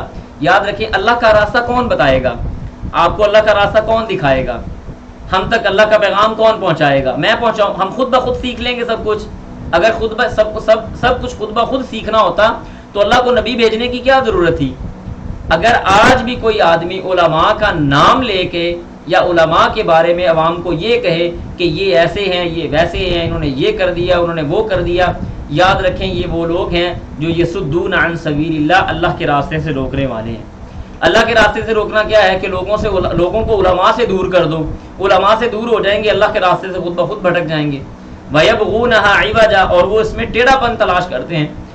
قرآن کی جو واضح آیات ہیں ان کو چھوڑ کے جان بوجھ کے لوگوں کو ایسی چیزوں میں الجھانے کی کوشش کرتے ہیں کہ لوگ اللہ کے راستے سے دور ہو جائیں. لوگوں کو یہ بات کہیں کہ جی دیکھو یہ اسلام تو دین فطرت ہے, لیکن قرآن کی یہ آیت کچھ اور کہہ رہی ہے. لوگ اس فطرت کو چھوڑ کے کسی اور طرف جانا شروع ہو جائیں. وَيَبْغُونَهَا عِوَجًا اللہ والے جو علماء حق ہوتے ہیں وہ کبھی بھی ایسا کام نہیں کرتے, وہ لوگوں کو اللہ سبحانہ و تعالیٰ سے کنیکٹ کرتے ہیں. لہذا اچھے برے کی تمیز کر کے معاشرے کے اندر قدم رکھنا چاہیے. دیکھیں میں کبھی کبھی یہ بات آ گئی تو میں کر بھی دیتا ہوں, کبھی کبھی میں نا یہ بات بھی کرتا ہوتا ہوں دوستوں کے ساتھ بھی اور لوگوں کے ساتھ بھی, کہ دین کو نا ہم نے اتنا سستا بنا لیا ہے نا, جہاں سے ملتا ہے جیسا ملتا ہے لے لیتے ہیں. 10 روپے کے کھیرے اگر لینے کے لیے دکان پہ جائیں نا تو 4 مرتبہ کھیرا الٹا سیدھا کر کے دیکھتے ہیں یہ صحیح اور صاف ستھرا ہے, لیکن دین اس 10 روپے کے کھیرے سے بھی سستا ہم نے کر دیا, جہاں سے جیسا ملے اٹھا کے جیب میں ڈال لو. نہ پتہ وہ بندہ کون ہے، نہ پتہ بات کرنے والا کون ہے، نہ پتہ اس کے علماء کون ہے یا اس کو سکھانے والے کون ہے، نہ پتہ کہ اس کا فن یہ دینی علم ہے بھی کہ نہیں ہے، بس جس نے جو بات کہہ دی، کسی نے علماء کے خلاف کہہ دی، کسی نے دین کے بارے میں کہہ دی، منہ اٹھایا اور اس کو سن لیا اور اس کو جیب میں ڈال لیا، دل میں جگہ دے دی. کیا مطلب ہم کون سے ہم حرکتیں کر رہے ہیں؟ اتنا سستا دین ہو گیا ہمارا. اللہ کہتے ہیں وَهُمْ بِالْآخِرَةِ هُمْ كَافِرُونَ، اور ان لوگوں کی صفات میں سے یہ بھی ہے کہ وہ آخرت کا انکار کرنے والے ہیں، آخرت کو وہ جھٹلا دینے والے ہیں. لہٰذا میں یہاں پہ آپ سے یہ گزارش کروں گا کہ دین کا علم حاصل کرتے ہوئے جس سے حاصل کیا جا رہا ہے اس بندے کے بارے میں معلومات بڑی ضروری ہے کہ یہ بندہ کون ہے، اس کے اساتذہ کون ہیں، اس بندے نے اگر دین کا علم لیا ہے تو کس سے لیا ہے، یہ کہاں سے پڑھا ہوا ہے، اس کے بعد اس بندے سے دین کا علم لیں. ہر بندہ جو دین کی بات کرنے والا ہوتا ہے وہ عالم دین نہیں ہوتا. اس کے بعد آگے اللہ فرماتے ہیں اولئک، یہی ہیں وہ لوگ، لم یکونوا، وہ نہیں ہیں، معجزین، عاجز کرنے والے، فی الارض، دنیا کی زندگی میں، وما کانا، اور نہیں ہے، لہم، ان کے لیے، من دون اللہ، اللہ کے علاوہ، من اولیاء، کوئی بھی یعنی ولی یا کوئی بھی دوست یا کوئی بھی بچانے والا یا کوئی بھی حمایتی. اللہ کہتے ہیں یضاعف، ڈبل دیا جائے گا، لہم، ان کو، العذاب، عذاب، ان کے لیے اللہ نے ڈبل عذاب تیار کر کے رکھا ہوا ہے. ایک تو اللہ پہ جھوٹ باندھتے ہیں، دوسرا یصدون عن سبیل اللہ کرتے ہیں. اللہ کہتے ہیں ایسے بندوں کو ہم نہیں چھوڑنے والے. یضاعف لہم العذاب، ہم ان کو ڈبل عذاب کر کے دیں گے. ما کانوا یستطیعون، نہیں طاقت رکھتے تھے، السمع، ان کے کان، وما کانوا یبصرون، اور یبصرون، اور نہ ہی وہ دیکھنے والے تھے. یعنی ان کی قوت سماعت اور قوت گویائی اللہ سبحانہ و تعالیٰ نے چھین لی تھی ان کے برے اعمال کی وجہ سے. اس کے بعد اللہ کہتے ہیں اولئک، یہی ہیں، الذین، وہ لوگ، خاسروا، خسارے میں ہیں، انفسہم، خسارے میں ڈالا انہوں نے، انفسہم، اپنے آپ کو، وضل، اور دور کر دیا، عنہم، ان سے، ما کانوا یفترون، جو وہ افترا باندھتے تھے، جو وہ جھوٹ باندھتے تھے. یعنی اللہ سبحانہ و تعالیٰ کہتے ہیں کہ ان لوگوں نے خسارہ بھی پا لیا، خسارے کے اندر بھی چلے گئے، وضل عنہم، اور قیامت کے دن اللہ تعالیٰ ان کے ان جھوٹوں کو جو وہ لوگوں میں پھیلا رہے تھے یا اللہ کے اوپر انہوں نے کوئی جھوٹ باندھا تھا، اللہ قیامت کے دن اس جھوٹ کو ان سے علیحدہ کر کے ان کو دکھا دے گا. پھر فرمایا لا جرم، کوئی شک نہیں، انہم، کہ وہ، فی الآخرۃ، آخرت کے زندگی میں، ہم الاخسرون، سب سے زیادہ خسارہ پانے والے لوگ ہیں.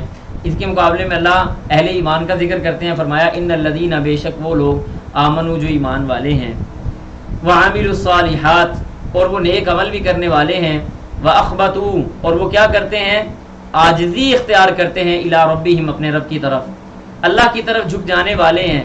سمع اور اطاعت کا ایک ہی محور ہے، وہ اللہ اور اس کے رسول کی ذات ہے. نیک عمل کرتے ہیں، ایمان لاتے ہیں اور اللہ کی طرف عاجزی اختیار کرتے ہیں. ان کی یہ جبین اللہ کے علاوہ کبھی کسی اور کے سامنے جھکی نہیں ہے. سوال اگر کرنا ہوتا ہے تو اللہ سے سوال کرتے ہیں، مدد اگر مانگنی ہوتی ہے تو منبع و محور ایک ہی ہوتا ہے، وہ اللہ سبحانہ و تعالیٰ کی ذات ہے. فرمایا واخبتوا الی ربہم، یہ لوگ یعنی عاجزی، انکساری کے ساتھ اللہ ہی کی طرف رخ کرنے والے اور جھکنے والے ہیں. اولئک، یہی ہیں، اصحاب الجنہ، اللہ کہتے ہیں جنتی لوگ ہیں، ہم فیہا خالدون، یہ ہمیشہ ہمیشہ اس جنت میں رہیں گے.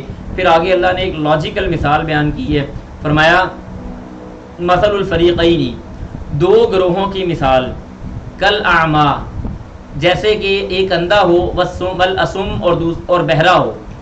ایک گروہ اندھا بھی ہے اور بہرا بھی ہے، والبصیر، اور دوسرا گروہ دیکھنے والا بھی ہے، والسمیع، اور سننے والا بھی ہے. اللہ کہتے ہیں هل یستویان مثلا، کیا یہ دونوں مثال میں ایک ہو سکتے ہیں؟ کیا یہ دونوں برابر ہیں مثال کے اندر؟ افلا تذکرون، تو کیا ہے تو کہ تم نصیحت حاصل نہیں کرتے، تم تذکر نہیں کرتے، تم تدبر نہیں کرتے، تم تفکر نہیں کرتے، تم اللہ سبحانہ و تعالیٰ کی ان آیتوں سے نصیحت کیوں حاصل نہیں کرتے؟ دیکھنے والا اور اندھا، کان سے بہرا اور سننے والا، کیا یہ دونوں برابر ہیں؟ کبھی بھی ایسے نہیں ہو سکتا. لا یستوی اصحاب النار و اصحاب الجنہ، اللہ کہتے ہیں جنتی اور جہنمی برابر نہیں ہو سکتے. اصحاب الجنت هم الفائزون، جنتی لوگ ہیں جو کامیاب ہیں. تو تم کن باتوں میں الجھے ہوئے؟ اس کے بعد آگے اللہ تعالیٰ نے سورۃ نوح یعنی سورۃ ہود کے اندر اللہ نے آگے قصہ نوح علیہ السلام کا تذکرہ کیا ہے. اسی قصے کے اوپر ہمارا اختتام ہوگا انشاءاللہ آج کے سبق کا.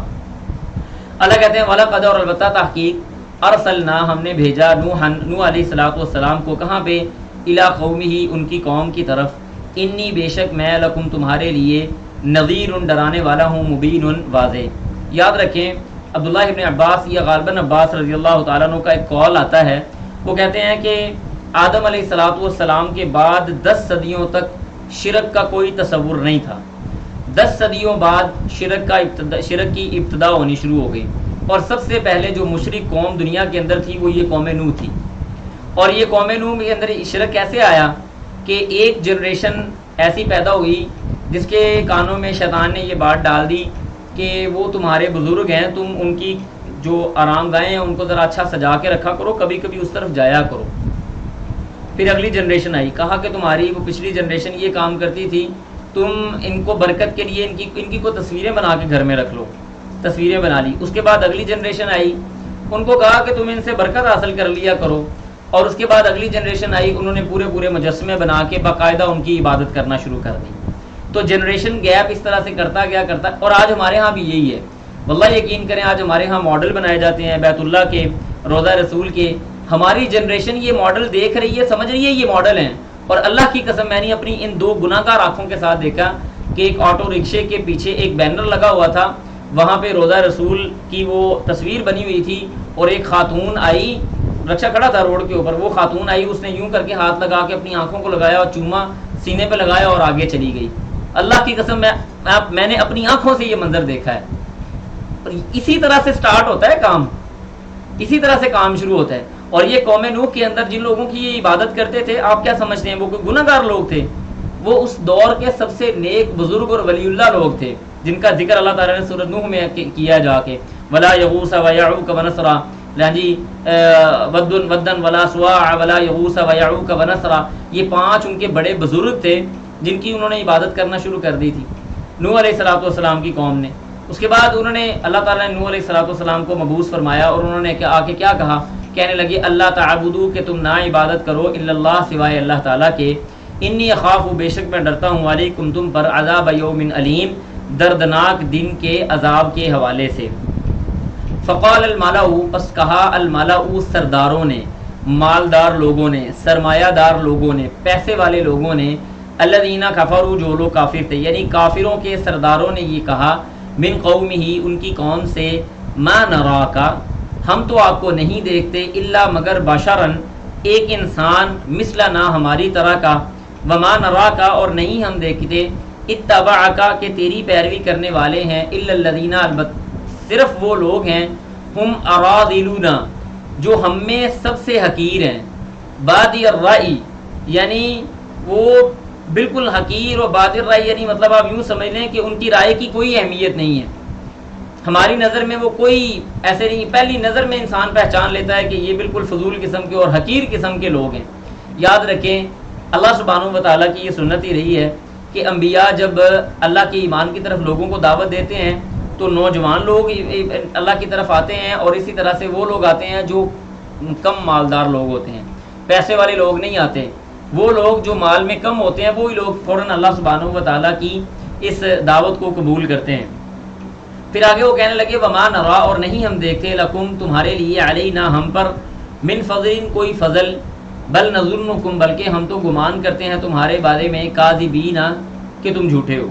اللہ اکبر کبیرہ، یعنی کیا کہا کہ تم ہماری طرح کے انسان ہی ہو، پھر تمہاری پیروی کرنے والے غریب اور محتاج قسم کے لوگ ہیں، پھر ہم دیکھتے ہیں تمہیں ہمارے اوپر کوئی فضیلت بھی نہیں ملی، یعنی ایسا نہیں ہے کہ ہمارے دو ہاتھ ہیں تو تمہارے 3 کیوں نہیں ہیں، یا ہمارے پاس اگر ہزاروں روپیہ ہے تو تمہارے پاس لاکھوں روپے کیوں نہیں ہے، تمہارے پاس نہ مالی طور پہ کوئی فضیلت ہے نہ جسمانی طور پہ کوئی فضیلت ہے، کوئی بھی تو بات نہیں ہے، ہم تو بلکہ یہ گمان کرتے ہیں تم ایک جھوٹے آدمی ہو۔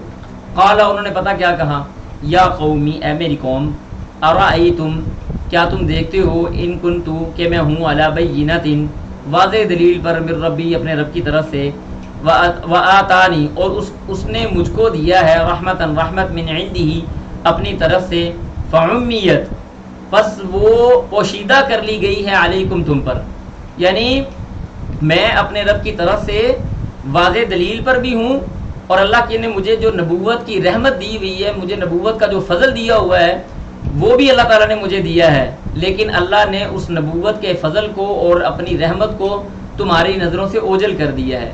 انلزمکموہا کیا میں اس کو زبردستی تمہیں دے دوں یا میں زبردستی تمہارے اندر ڈال دوں وہ چیز؟ وَأَنْتُمْ اور یہ کہ تم لہا اس کو البتہ کارہون ناپسند کرنے والے ہو، تم اس چیز کو ناپسند کرنے والے ہو، تو کیا میں زبردستی تم سے وہ بات منوا لوں جو اللہ نے تمہاری نظروں سے اوجھل کر دی ہے، تم اس کو ناپسند کرتے ہو؟ پھر آگے کہنے لگے وَيَا قَوْمِ، دیکھیں یاد رکھیں ہر نبی نے یہ بات کہی ہے کہ وَيَا قَوْمِ ہے میری قوم، لا اسألکم نہیں میں سوال کرتا تم سے علیہ اس پر مالن کسی مال کا، میں تم سے جو میں تمہیں دعوت و تبلیغ کر رہا ہوں اللہ کی طرف بلا رہا ہوں اس پر میں تم سے کوئی مال کا سوال تو نہیں کر رہا، یعنی ایسے تو نہیں ہے نا کہ میں کہہ رہا ہوں کہ مجھے تم تھوڑے سے پیسے دے دو تو پھر میں تمہیں اللہ کے دین کی بات بتاتا ہوں، ایسی تو کوئی بات نہیں ہے۔ ان اجریہ نہیں ہے میرا اجر الا علی اللہ سوائے اللہ تعالیٰ کے، اللہ تعالیٰ کے پاس ہی میرا اجر ہے۔ وما انا اور نہیں ہوں میں بطارد دھتکارنے والا یا نکالنے والا الذین ان لوگوں کو آمنو جو ایمان والے ہیں، یعنی ایمان والے لوگوں کو میں اپنی مجلس سے نہیں اٹھانے والا۔ انہم بے شک وہ ملاقات کرنے والے ہیں ربہم اپنے رب سے، ولکنی اور لیکن میں اراکم دیکھتا ہوں تم کو قوما تجہلون کہ تم جاہل قسم کی قوم ہو، میں ان غریبوں کو اپنے پاس سے نہیں اٹھانے والا۔ پھر آگے مزید ایک بات کی فرمایا، دیکھیں یاد رکھیں اللہ سبحانہ و تعالیٰ کے ہاں ان اکرمکم عند اللہ اتقاکم، انسان کا مال جلال جاہ منصب عہدہ یہ اللہ کے ہاں کوئی اہمیت نہیں رکھتا۔ دنیا کے اندر بہت سارے عہدے والے ہیں، اللہ کے ہاں ان کا کوئی تذکرہ موجود نہیں ہے، اور دنیا کے اندر بہت سارے ایسے ہیں جن کو شاید ان کے محلے دار بھی نہ جانتے ہوں لیکن آسمان ان کے نغموں سے گونج اٹھتا ہے، اللہ کے ہاں ان کی بڑی ویلیو ہے۔ تو اسی لیے یہ اللہ کے ہاں ویلیو کس چیز سے ہوگی؟ وہ ایمان اور تقوی کے ساتھ اور عقیدہ توحید کے ساتھ اور عمل صالح کے ساتھ ہوگی، اس کے علاوہ اور کوئی کام نہیں ہے۔ کہنے لگے نوح علیہ السلام وَيَا قَوْمِ اور اے میری قوم مَن يَنصُرُنِي کون میری مدد کرے گا من اللہ اللہ تعالیٰ کی طرف سے، ان طردتہم اگر میں ان کو نکال دوں، طردتہم یعنی دھتکار دینا، کسی کو زبردستی اپنی مجلس سے نکال دینا، کہ اگر میں ان کو زبردستی اپنی مجلس سے نکال دوں گا تو اللہ تعالیٰ سے مجھے کون چھڑوائے گا؟ کون میری اللہ سبحانہ و تعالیٰ کے مقابلے میں مدد کرے گا؟ افلا تذکرون کیا تم عقل نہیں رکھتے، کیا تم نصیحت حاصل نہیں کرتے؟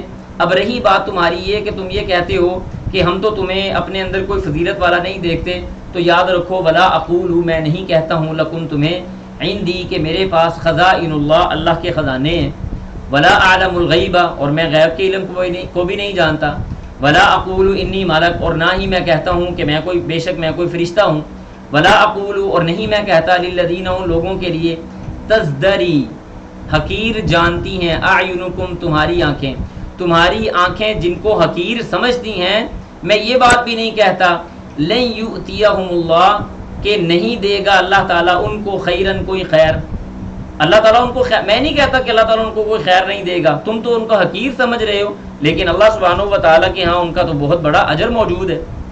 اللہ اعلم اللہ سبحانہ و تعالیٰ وہ جانتا ہے بما فی انفسہم جو ان کے نفسوں کے اندر موجود ہے، انی بے شک میں اذن تب ہو جاؤں گا لمن الظالمین البتہ ظالموں میں سے، یعنی اگر میں نے ایسا کام کیا کہ ان مٹھی بھر نوجوانوں کو جو لوگ کمزور ہیں مالدار نہیں ہیں لیکن اللہ کے دین کو ماننے والے ہیں، اگر میں ان کو اپنی مجلس سے اٹھا دوں، اور آپ جانتے ہیں سورۃ عبس اسی ضمن کے اندر نازل ہوئی تھی کہ وہ مشرکین مکہ کے بڑے بڑے لوگ بیٹھے ہوئے تھے، عبداللہ ابن ام مکتوم رضی اللہ تعالیٰ عنہ کے رسول کے پاس آئے، نبی علیہ الصلوۃ والسلام نے کوئی حقارت نہیں کی تھی نعوذ باللہ، نہ کوئی کلمہ کہا تھا، نہ کوئی یعنی بے عزت کرنے والا کوئی کلمہ یا کوئی بات کہی تھی، کچھ بھی ایسا کام نہیں کیا تھا، صرف یہ ماتھے پہ ہلکا سا بل چڑھایا تھا، ایسے کر کے بل چڑھا کے نا ایسے منہ ادھر کیا تھا، یعنی کہ میرے پاس یہ سردار بیٹھے ہوئے ہیں، چلو میں اس کو بعد میں بھی توجہ دے سکتا ہوں، یہ بھی آپ کہہ سکتے ہیں۔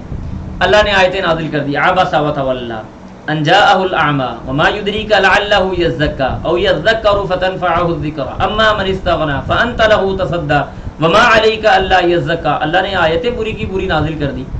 اس لیے انبیاء کا یہ شیوا ہے کہ اپنے پاس آنے والے بے یار و مددگار نوجوان جو عقیدہ توحید کا علم بلند کرتے ہیں کبھی ان کو اپنی مجلس سے نکالتے نہیں ہیں، کیونکہ یہی تو وہ نوجوان ہوتے ہیں جو اللہ کو بڑے پیارے ہوتے ہیں، جن کے نام کے ترانے آسمان کی مخلوقیں گاتی ہیں۔ اس کے بعد انہوں نے کہا انہوں نے کہا یا نوح اے نوح قد جادلتنا تحقیق تو نے ہمارے ساتھ بڑا جھگڑا کر لیا ہے، فاکثرت جدالنا اور تو نے ہمارے ساتھ بہت ہی زیادہ جھگڑا کیا ہے، فَأْتِنَا پس تو لے آ بما وہ چیز تعیدونا جس کا تو وعدہ کرتا ہے ہمارے ساتھ، ان کنتا من الصادقین اگر تو سچا ہے۔ اچھا بھائی تو سچا ہے نا، جھگڑا بڑا ہو گیا آپس میں، بڑی لمبی چوڑی بحث ہو گئی، نہ ہم نے تمہاری بات مانی نہ تم نے ہماری بات مانی، بات اب سیدھی سی یہاں پہ آ کے ختم ہو رہی ہے۔ جو تو ہمارے ساتھ وعدہ کرتا پھرتا ہے نا روز بروز کہ اللہ کا عذاب آئے گا، اللہ کا عذاب آئے گا، انی اخاف علیکم عذاب یوم کبیر، انی اخاف علیکم عذاب یوم علیم، تو بھائی وہ لے آؤ، بس بات ختم ہوئی، سچے ہو نا، عذاب لے آؤ۔ قالا تو انہوں نے پتا کیا کہا، انما یاتیکم، اس کو صرف لے کے آنے والا ہے بہ اللہ، اللہ سبحانہ و تعالی، اس عذاب کو صرف ایک ہی ذات لا سکتی ہے، وہ اللہ تعالی ہے۔ کب آئے گا؟ انشاء، اگر اس نے چاہا۔ وما انتم بمعجزین، اور تم اس کو عاجز نہیں کرنے والے، اللہ کو عاجز نہیں کرنے والے۔ پھر اس کے بعد آگے کہنے لگے ولا ینفعکم، اور نہیں تم کو نفع دے گی، نصحی، میری نصیحت کرنا، ان اردت، اگر میں ارادہ کر لوں، ان انصح لکم، کہ میں تم کو نصیحت کروں، ان کان اللہ، کہ اللہ سبحانہ و تعالی یرید، وہ ارادہ رکھتا ہے، ان یغویکم، کہ وہ تم کو گمراہ رکھے، یعنی میری نصیحت کرنا، میرا تمہیں فائدہ دینا، میری نصیحت کا تمہیں فائدہ دینا، یہ سارا بیکار ہو جاتا ہے جب اللہ نے تمہارے بارے میں یہ ارادہ کر لیا ہو کہ وہ تم کو گمراہ رکھے گا۔ کیوں؟ ہوا ربکم، وہ تمہارا رب ہے، وَإِلَيْهِ تُرْجَعُونَ، اور اسی کی طرف تم لوٹائے جاؤ گے۔ ام یقولون افترا، کیا وہ یہ کہتے ہیں کہ افترا، اس کو اس نے گھڑ لیا ہے؟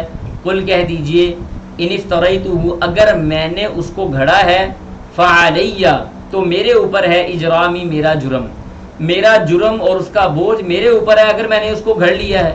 وَأَنَا بَرِيءٌ، اور میں بری ہوں، مما، اس سے، تجرمون، جو تم جرم کرتے ہو، تمہارے جرم سے میں بری ہوں، اور اگر میں نے خدا نخواستہ کسی چیز کو گھڑ لیا ہے تو اس کا جرم میرے اوپر ہی ہے۔ اس کے بعد اللہ کہتے ہیں وَأُوحِيَ، اور وحی کی ہم نے الی نوح، نوح علیہ الصلوۃ والسلام کی طرف، کیا وحی کی؟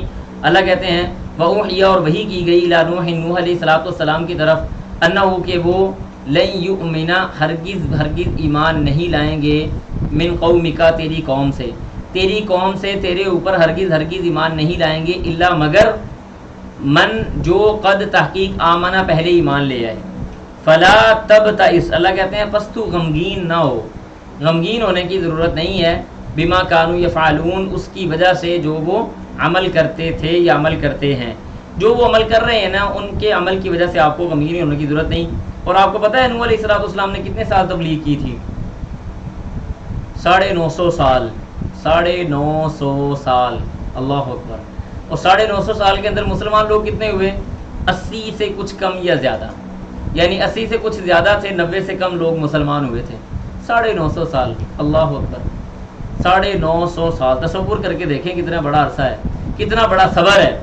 اس کے بعد نوح علیہ الصلوۃ والسلام نے بھی خیر اپنی امت کے لیے بددعا کی تھی۔ اب آگے اللہ سبحانہ و تعالیٰ نے کیا کہا، فرمایا وَاصْنَعِي، اور بنائیے، الفلک، ایک کشتی، بِأَعْيُنِنَا، ہماری آنکھوں کے سامنے، وَوَحْيِنَا، اور ہماری وحی کے ساتھ، وَلَا تُخَاطِبْنِي، اور آپ نے ہم سے مخاطب نہیں ہونا، فِي الَّذِينَ، ان لوگوں کے بارے میں، ظالموا، جو ظالم ہے، یعنی ظالموں کے بارے میں آپ نے ہم سے کوئی کلام نہیں کرنی کہ آپ یہ کہنا شروع کر دیں کہ اللہ تعالیٰ، عذاب اللہ کی طرف سے آئے اور پھر بعد میں آپ کہنا شروع کر دیں کہ یا اللہ ان کو معاف کر دے، ایسے نہیں ہونا۔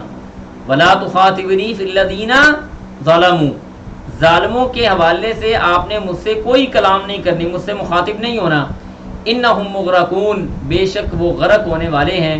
اس کے بعد آگے اللہ فرماتے ہیں وَيَصْنَعُ الْفُلْكَ، وَيَصْنَعُ، اور انہوں نے بنانا شروع کیا، الفلک، کشتی کو۔ دیکھیں بڑی مزے کی بات ہوتی ہے نا، آپ کے ارد گرد کو یہ اسباب آپ کو نظر نہیں آ رہے۔ جس علاقے کے اندر نوح علیہ الصلوۃ والسلام تھے وہاں قریب قریب پانی کا کوئی وجود نہیں تھا۔ اب نوح علیہ الصلوۃ والسلام اتنی بڑی کشتی بنا رہے ہیں تو آنے جانے والے دیکھ کے نہ کہتے تھے پاگل ہو بھائی، بابا جی اس کشتی کو کیا خشکی میں چلاؤ گے؟ چھوٹی موٹی کشتی ہوتی تو چلے ہم کہہ بھی لیتے کسی جھیل جھول میں چلا لو گے، اتنی بڑی کشتی کو جو اتنا بڑا تم بحری بیڑا بنا رہے ہو اس کو تم کہاں چلاؤ گے؟ اللہ کہتے ہیں وَيَصْنَعُ الْفُلْكَ، انہوں نے کشتی بنانی شروع کر دی، وَكُلَّمَا، اور جب بھی، مرّا، گزرتا، علیہ، اس پر، مَلَأٌ، کوئی سردار، من قومی ہی، اس کی قوم سے، سخروا منہ، وہ اس کا مذاق اڑاتا، مذاق اڑاتا، بابا جی کیا ہو گیا، دماغ آپ کا صحیح ہے، کدھر پھر رہے ہیں آپ، یہ کشتی آپ نے کدھر خشکی میں چلانی ہے، ہنستے کہ دیکھو جی یہ ہے جو ہمیں یہ باتیں کرتا تھا، وہ ایسے کرتا تھا، اور اب یہ دیکھو کیا کام کرنے بیٹھ گیا۔ قال، تو نوح علیہ السلام نے پتہ کیا کہا، کہنے لگے ان تسخروا، اگر تم مذاق کرتے ہو، منا ہم سے، فإنا پس بے شک ہم، نسخر مذاق کریں گے، منکم تم سے، کما تسخرون جیسے کہ تم مذاق کر رہے ہو۔ ٹھیک ہے کوئی بات نہیں، ابھی تمہاری باری ہے، ابھی تم مذاق کر لو جو تم نے کرنا ہے، لیکن جب اللہ کا عذاب آئے گا، پانی آئے گا، اس کشتی پہ سوار لوگ نجات پا جائیں گے، اس وقت ہم تم سے مذاق اور استہزاء کریں گے جیسے تم ہم سے مذاق کر رہے ہو۔ فسوف تعلمون، ان قریب تم جان لو گے، من یاتیہ کہ کس کے پاس وہ لاتا ہے عذاب، آتا ہے وہ عذاب، یخزیہ وہ اس کو رسوا کر دے گا، ویحل اور وہ حلو کا مطلب یوں آپ کہہ لیں اترتا ہے، علیہ اس پر عذاب مقیم، یعنی کس کے اوپر، کس کے پاس رسوا کر دینے والا عذاب آئے گا، اور کس کے اوپر اترے گا ایسا عذاب جو ہمیشہ رہنے والا ہے، یعنی مقیم قسم کا عذاب کس کے اوپر آتا ہے ابھی تم دیکھ لو گے۔ رسوا کر دینے والا عذاب کیا کہ وہ عذاب آئے گا پانی کا، اور پھر مقیم عذاب کیا کہ اللہ سبحانہ و تعالیٰ کے پاس مرنے کے بعد جب جاؤ گے تو ہمیشہ ہمیشہ کے عذاب کے اندر داخل ہو جاؤ گے۔ حتیٰ اللہ تعالیٰ کہتے ہیں حتیٰ یہاں تک کہ اذا جاء جب آ گیا امرنا ہمارا حکم یعنی ہمارا عذاب، وفار التنور وفارا اور جوش مارا تنور تنور نے۔ علماء کی دو قسم کی رائے ہیں تنور کے حوالے سے، ایک تو تنور یہ کہتے ہیں علماء کہ اس سے مراد وہی تندور ہے جس کے اندر ہم روٹیاں لگاتے ہیں، کہ عام طور پہ دیکھیں تندور کے اندر پانی کا آ جانا کوئی یعنی یہ فطرتی چیز تو نہیں ہے، تندور تو گرم ہوتا ہے، اس کے اندر روٹیاں لگائی جاتی ہیں، لیکن اس کے اندر سے پانی کا فوارہ نکلنا شروع ہو گیا، وہ تندور ایک فاؤنٹین بن گیا۔ ایک رائے یہ ہے، باقی علماء کچھ رہتے ہیں کہ زمین کے چونکہ وہ خشک زمین تھی اور جگہ جگہ پہ تھوڑی جگہ سے سوراخ ہو کے پانی وہاں سے ابلنا شروع ہو گیا، فوارے کی شکل میں وہاں سے جوش مار کے باہر آنے لگ گیا۔ دونوں معنی درست ہیں، کوئی مسئلے والی بات نہیں ہے۔ تو اللہ کہتے ہیں وفار التنور، پانی نے جوش مارا اور وہ نکلنا شروع ہو گیا۔ قلنا ہم نے کہا احمل سوار کیجئے فیہا اس کشتی میں، من کل زوجین اثنین ہر چیز کا ایک جوڑا جوڑا، یعنی نر اور مادہ جو جانور اس وقت موجود تھے ان کا جوڑا جوڑا آپ یہاں پہ اس کو سوال کر لیں، وَأَهْلَكَ اور اپنے اہل کو بھی سوار کریں، الا مگر من سبقا جن پہ ثابت ہو گئی ہے علیہ اس پر القول بات کہ ومن آمنا اور ان کو بھی جو ایمان والے ہیں، یعنی ایمان والوں کو اور جانداروں میں سے ہر چیز کا جوڑا جوڑا اور اپنے اہل میں ایمان والوں کو آپ اس کشتی پہ سوار کر لیں۔ نوح علیہ السلام کے مفسرین نے لکھا ہے 4 بیٹے تھے، حام، سام، یافس اور کنان، 3 یہ مسلمان ہو گئے تھے، حام، سام، یافس یہ تینوں مسلمان ہو گئے تھے اور یہ نوح علیہ السلام کے ساتھ سوار ہو گئے تھے۔ البتہ کنان جو تھا نا، کنان اور اس کی والدہ یہ دونوں مسلمان نہیں ہوئے اور دونوں نوح علیہ السلام کے ساتھ سوار نہیں ہوئے۔ اللہ کہتے ہیں وما آمنا اور نہیں ایمان لائے معاہ اس کے ساتھ الا قلیل مگر تھوڑے سے لوگ تھے۔ وقالا انہوں نے کہا ارکبو سوار ہو جاؤ، فیہا اس کشتی میں، بسم اللہ اللہ ہی کے نام کے ساتھ، مجریہا اس کا چلنا ہے، ومرساہا اور اس کا یعنی مجریہا اس کا ٹھہرنا ہے، ومرساہا اور اس کا چلنا ہے۔ ٹھیک ہے جی، اللہ سبحانہ و تعالیٰ نے فرمایا کہ اللہ کے نام کے ساتھ اس کا چلنا اور ٹھہرنا ہے، مجریہا چلنا، ومرساہا اور اس کا ٹھہرنا۔ ان ربی بے شک میرا رب اللہ غفور الرحیم البتہ وہ معاف کرنے والا اور رحم کرنے والا ہے۔ دوبارہ پڑھتے ہیں اسی آیت کو، کہنے لگے ارکبو سوار ہو جاؤ، فیہا اس میں، بسم اللہ اللہ کے نام کے ساتھ، مجریہا اس کا چلنا ہے، ومرساہا اور اس کا ٹھہرنا ہے۔ ان ربی بے شک میرا رب لغفور الرحیم البتہ معاف کرنے والا رحم کرنے والا ہے۔ اسی وجہ سے بعض علماء یہ کہتے ہیں کہ جب آپ سواری پہ سوار ہوں تو سبحان الذی سخر لنا ھذا وما كنا له مقرنین والی دعا کے ساتھ اس دعا کو بھی پڑھ لینا چاہیے، اور خاص طور پہ جب آپ جہاز میں یا کشتی میں سوار ہوں تو پھر یہ آپ دعا لازمی پڑھا کریں کہ بسم اللہ مجریہا ومرساہا، اللہ ہی کے نام کے ساتھ اس کا چلنا اور اس کا ٹھہرنا ہے۔ اللہ تعالیٰ غفور الرحیم معاف کرنے والا رحم کرنے والا ہے۔ پھر آگے اللہ کہتے ہیں اب یہ ہر طرف پانی کا عذاب آ گیا۔ یاد رکھیں اس کے اندر بھی علماء کی 2 طرح کی رائے ہے۔ بعض علماء کہتے ہیں کہ جس جگہ پہ وہاں پہ وہ قوم موجود تھی بس وہیں پہ عذاب آیا تھا، اور 6 مہینے تک مسلسل آسمان سے بھی پانی آتا رہا اور زمین سے بھی پانی نکلتا رہا، یہاں تک کہ جو بڑے بڑے اونچے اونچے پہاڑ تھے وہ بھی پانی کے اندر غرق اور غائب ہو گئے، پانی کے اندر نظر آنا بند ہو گئے، اتنا پانی یعنی اس زمین کے اندر آ گیا۔ لیکن درست بات یہ ہے جو ہمیں بات سمجھ آتی ہے اور ان علماء کی رائے زیادہ بہتر لگتی ہے کہ پوری دنیا کے اندر جہاں پہ بھی اس وقت خشکی کا علاقہ تھا، اس سارے خشکی کے علاقے کے اندر اللہ سبحانہ و تعالیٰ کی طرف سے عذاب آیا تھا، ٹھیک ہے جی، اس کے اندر اللہ سبحانہ و تعالیٰ کی طرف سے پانی آیا تھا۔ اللہ کہتے ہیں وہی اور وہ تجری چلتی ہے بہم ان کے ساتھ فی موجن موجوں کے اندر، کل جبال پہاڑوں کی مانند بڑی بڑی موجوں کے اندر، وہ چھوٹی سی ماچس کی ڈبی کی طرح کی کشتی ہچکولے کھاتی، کبھی ادھر جا رہی ہے کبھی ادھر جا رہی ہے۔ اسی طرح سے نبی صلی اللہ علیہ وسلم کی حدیث کے اندر بھی تو یہ الفاظ ہیں نا کہ جو عقیدہ توحید ہے نا یہ سفینہ نوح کی طرح ہے، جو آدمی اس کے اوپر چڑھ گیا یعنی جس نے اس کو اختیار کر لیا وہ نجات پا گیا۔ پتہ نہیں یہ حدیث ہے یہ قول ہے مجھے بالضبط نہیں پتا، لیکن یہ ہے کہ یہ عقیدہ توحید سفینہ نوح کی طرح ہے، جو اس کو اختیار کر لیتا ہے گویا کہ وہ سفینہ نوح کے اوپر چلا گیا اور اس نے اپنے آپ کو نجات کی طرف لے گیا۔ پھر آگے اللہ تعالیٰ نے یعنی نوح علیہ السلام کا یہ قصہ یہاں پہ مزید بیان کیا، ونادا اور پکارا نوح نے ابنہ اپنے بیٹے کو، کنان جو بھی مسلمان نہیں ہوا تھا ان کو نوح علیہ السلام نے آواز دی، اپنی آنکھوں کے سامنے دیکھ رہے ہیں پانی چڑھتا جا رہا ہے، بچہ میرا غرق ہونے کے قریب ہو گیا ہے۔ ونادى نوح ابنہ، نوح علیہ السلام نے اپنے بیٹے کو آواز دی، اللہ اکبر، میری آنکھوں کے سامنے میں تصور کر رہا ہوں کہ کیسے وہ کشتی اچکولے کھا رہی ہوگی اور ایک سائیڈ پہ لگے ہوئے نوح علیہ السلام بے بسی کے عالم میں، پدری شفقت ہے نا، پدری شفقت کی وجہ سے بیٹے کو آوازیں دے رہے ہیں، ونادى نوح ابنہ، میرے بیٹے کنان وکانا، اور وہ تھا فی معزل، ٹاپ پر، یعنی ایک پہاڑ کے ٹاپ کے اوپر تھا، معزل کہتے ہیں یعنی ایسی چیز کو کنارے کے اوپر تھا، پانی کے کنارے کے اوپر تھا۔ یا بنیا، اے میرے بیٹے، ارکب معنا، ہمارے ساتھ سوار ہو جاؤ، ولا تکن، اور نہ تم ہو جاؤ، مع الکافرین، کافروں میں سے۔ بیٹا آگے سے کیا جواب دے رہا ہے، کہنے لگا قالا، کہا، سآوی، ان قریب میں پناہ لے لوں گا، الی جبل، پہاڑ کی چوٹی کی طرف، ابا جی میں پہاڑ کی چوٹی کی طرف پناہ لے لوں گا، کوئی مسئلہ نہیں ہے، مجھے تمہارے رب پہ ایمان لانے کی ضرورت نہیں ہے۔ یعصمونی، وہ مجھ کو بچا لے گا، من الماء، پانی سے، پہاڑ کی چوٹی مجھے پانی سے بچا لے گی۔ نوح علیہ السلام نے کہا لا عاصم اليوم، آج کے دن کوئی بھی بچانے والا نہیں ہے، من امر اللہ، اللہ کے عذاب سے، الا من رحمہ، البتہ جس پر اللہ رحم کرے اس کو اللہ تعالیٰ بچانے والا ہے۔ اور رحم کرنے والے وہ مرحوم لوگ کون تھے؟ وہ نوح علیہ السلام اور آپ علیہ السلام کے ساتھ سوار آپ کے لوگ تھے جو آپ پہ ایمان لے کے آئے تھے۔ اللہ کہتے ہیں یہ بھی باتیں ہو ہی رہی تھی، آپس میں مکالمہ چل رہا تھا، وحال بینہم الموج، ان دونوں کی باتوں کے درمیان میں ایک بہت بڑی لہر آئی، فکان من المغرقین، اور وہ کنان کی طرف گری، اور اللہ کہتے ہیں وہ غرق ہونے والوں میں سے ہو گیا۔ اپنی آنکھوں کے ساتھ اپنے بیٹے کو دیکھ رہے ہیں کہ ہڈیاں جو ہیں وہ گوشت سے جدا ہو رہی ہیں، پانی کے تھپیڑے اوپر سے اور نیچے سے اس کو مار رہے ہیں، کیسی بے بسی کا عالم ہوگا کہ اپنے بیٹے کو نہیں بچا سکے۔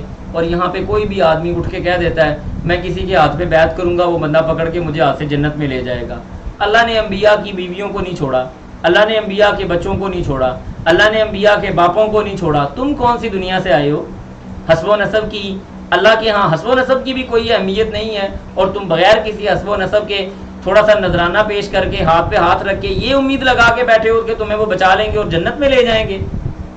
یہ اتنی بڑی دلیل ہمارے سامنے موجود ہے اللہ سبحانہ و تعالیٰ کی طرف سے، اس کے باوجود بھی پتہ نہیں کون سی آنکھوں پہ پٹی بندھی ہوئی ہے جو ہمیں سمجھ ہی نہیں آ رہی۔ اس کے بعد یہ 6 مہینے تک پانی، زمین بھی اگلتی رہی اور آسمان بھی برساتا رہا۔ وقیل، اور کہا گیا، یا ارض، اے زمین، ابلعی، نگل لے، ماءکی، اپنے پانی کو۔ زمین اللہ کی مخلوق ہے، جو اس نے پانی باہر نکالا تھا اللہ نے کہا نگل لے، اس نے نگل لیا۔ ویا سماء، اور اے آسمان، اقلعی، تھم جا۔ وغیض الماء، اور اللہ کہتے ہیں خشک کر دیا گیا پانی خشک ہو گیا۔ وقضی الامر، اور معاملہ مکمل ہو گیا، فیصلہ پورا ہو گیا۔ واستوت، اور وہ رک گئی، علی الجودی، جودی پہاڑ پر، یعنی نوح علیہ السلام کی کشتی کے بھی کہتے ہیں، واللہ اعلم میں نے دیکھا نہیں ہے، کہتے ہیں کہ بعض آثار ابھی بھی جودی پہاڑ پہ نوح علیہ السلام کی کشتی کے بعض آثار موجود ہیں۔ واستوت علی الجودی، جودی پہاڑ پر وہ رک گئی، وقیلا اور کہا گیا بعدن دوری ہے، للقوم الظالمین ظالم قوم کے لیے۔ اب جب استقرار آ گیا، سکون آ گیا، پریشانی ختم ہو گئی، عذاب تھم گیا، تو نوح علیہ السلام کی اندرونی شفقت پھر جاگ گئی، اللہ سے سوال کرنے لگ گئے۔ ونادا اور پکارا نوح نے ربہ اپنے رب کو، فقال کہا ربی اے میرے رب، ان بنی میرا بیٹا، من اہلی میرے اہل میں سے تھا، وَإِنَّ وَعْدَكَ الْحَقُّ اللہ تیرا تو وعدہ سچا ہے، وَأَنْتَ أَحْكَمُ الْحَاكِمِينَ تو بہترین سب سے بہترین فیصلہ کرنے والا ہے فیصلہ کرنے والوں میں سے۔ یہ نوح علیہ السلام نے اللہ سے بات کی کہ اللہ میرا بیٹا تو میرے اہل میں سے تھا، اور تیرا وعدہ یہ تھا کہ تیرے اہل میں سے میں کسی کو غرق نہیں کروں گا، یا اللہ میرا بیٹا میری آنکھوں کے سامنے غرق ہو گیا، یہ بات مجھے کچھ سمجھ نہیں آئی۔ انشاءاللہ اسی بات کے ساتھ آگے اپنے کل والے سبق میں ہم اس بات کو دیکھیں گے کہ اللہ سبحانہ و تعالیٰ نے اس کا کیا جواب نوح علیہ السلام کو دیا۔ یہ ہمارا آج کا سبق تھا۔ اللہ سبحانہ و تعالیٰ سے دعا ہے کہ جو بھی پڑھا ہے سنایا ہے اس پر عمل کرنے کی توفیق عطا فرمائے۔ سبحانک اللہم و بحمدک، نشہد ان لا الہ الا انت، نستغفرک و نتوب الیک۔ السلام علیکم و رحمۃ اللہ۔